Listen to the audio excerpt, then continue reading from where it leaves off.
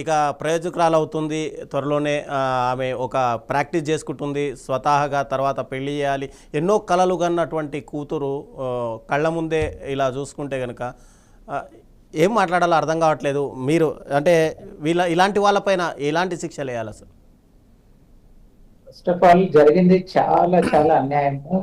కొన్ని వందల మంది జీవితాలకు ప్రాణం పోసే వైద్య వృత్తిని అభ్యసిస్తున్న ఒక ప్రియాంక ఇవాళ ఇట్లాంటి ఒక రకమైన ఇది హత్యనే, వేరే యాక్సిడెంట్ కాదండి, ఇది క్లియర్ హత్య. ఇట్లాంటి హత్యకు గురి కావడం చాలా బాధాకరం. ఇప్పుడు నేను వెంకటేశ్వరరావు గారు ఇంత బాధలో ఉంటే ఒక తండ్రిగా ఈరోజు లైవ్ లో వచ్చి ఒక సమాజానికి ఒక మెసేజ్ ఇవ్వడానికి, నేను నా కూతురును కోల్పోయాను, ఒక డాక్టర్ను కోల్పోయాను సమాజానికి, అయినప్పటికీ ఇట్లాంటి వాళ్ళ కఠిన శిక్షలు పడాలి. ఇంక ఏ ఒక్క కూతురు కూడా ఇట్లాంటి ఏ ఒక్క కూతురు కానీ కొడుకు కానీ ఇట్లా అన్యాయంగా బలి కావద్దని వారు చెప్పడానికి వెంకటేశ్వర గారు వచ్చినందుకు అసలు వారికి చేతులెత్తి నమస్కరించాల్సిన అవసరం ఉందండి. ఏ ఒక్కరికి ఇట్లాంటి అన్యాయం జరగకూడదు. వాళ్ళ దేశంలో వీళ్ళు హత్యలు చేస్తున్న వాళ్ళే అండి. ఇట్లాంటి యాక్సిడెంట్లు అనుకోకుండా యాక్సిడెంట్ అవుతే అది వేరు, కానీ ఇంటెన్షనల్ గా చేస్తున్న హత్య, మద్యం తాగి నడిపితే అది హత్య కిందికే రావాలనేది చట్టాలు మారాల్సిందే. గాంధీ గారు చెప్తున్నారు వాళ్ళకు యావజ్జీవ కారాగార శిక్ష, ఇట్లాంటి కాదండి. కఠిన శిక్షలు ఉన్నప్పుడే ఇంకా ఒకరు తాగి నడపకూడదని ఒకటి నేర్చుకుంటారు.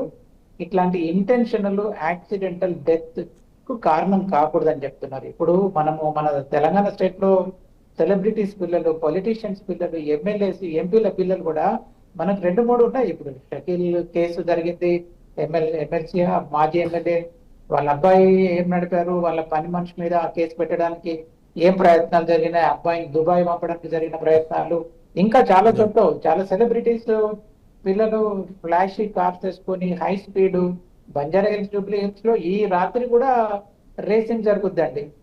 రేసింగ్ ఆ రూట్ లో ఒక 2 వీలర్ మీద రావాలంటే ఎంత భయపడతాడు ఒక వ్యక్తి అనేది నేను స్వయంగా అనుభవించాను. అక్కడ ఫ్లాషీ కార్స్ కోట్ల రూపాయలు చేసే విలువైన కార్లు వేసుకొని ఆ స్పీడ్ ఎదుటి వాళ్ళను ఆ స్పీడ్ కే చంపేట్టు పోతా ఉంటారు. వీళ్ళ మీద కఠిన శిక్షలు ఉండాలి.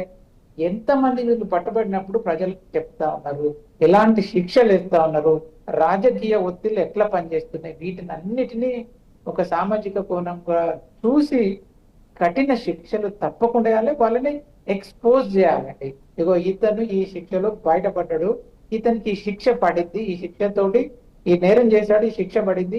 ఎంత పొలిటీషియన్ కొడుకైనా మేము వదిలేయలేదు, ఎంత సెలబ్రిటీ వాళ్ళ అబ్బాయి అయినా మేము వదిలేయలేదు అని చేసినప్పుడే మిగతా సామాన్యులకు కూడా ఒక మెసేజ్ పోతుందండి. రవిచంద్ర గారు ఇది చాలా కఠినంగా వ్యవహరించాల్సిందండి. ఇది క్లియర్ హత్యలండి.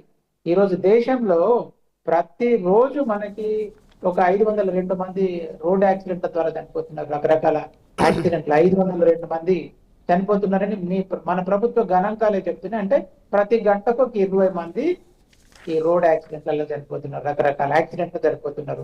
అందులో 2 వీలర్స్ 46% మంది ఉన్నారండి. 2 వీలర్స్ ఎంత వల్నరబుల్ ఉన్నారో అర్థం చేసుకోండి. ఇంకా మిగతా 20% మంది పెడెస్ట్రియన్స్ ఉన్నారు, ఎవరైతే పేవ్మెంట్స్ మీద నడుచుకుంటూ వెళ్తున్న వాళ్ళు.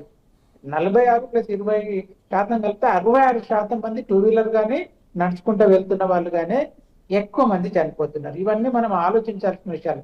సామాన్యులు బలి అవుతున్నారు కాబట్టి కఠిన శిక్షలు ఉండాలి. మా కారు ఉంది, మేము స్పీడ్కి వెళ్తాం, మా కారు ఉంది, మేము తాగి వెళ్తాము, ఎవరైనా వచ్చినా మాకేం కాదు, ఎదుటి వాళ్ళు చనిపోతారన్నా అట్లాంటి భావన రాకుండా భయం కలిగించాల్సిన అవసరం ఉందండి. ఎస్, మనం ఒక్కసారి గణాంకాలను కూడా చూద్దాము. చూశాక మనం వెంకటేష్ గారిని కూడా ఒకసారి మాట్లాడే ప్రయత్నం చేద్దాం. ముఖ్యంగా చూసుకుంటే కనుక గత సంవత్సరం కాలంలో హైదరాబాద్, సైబరాబాద్ కమిషనరేట్ల పరిధిలో దాదాపుగా అంటే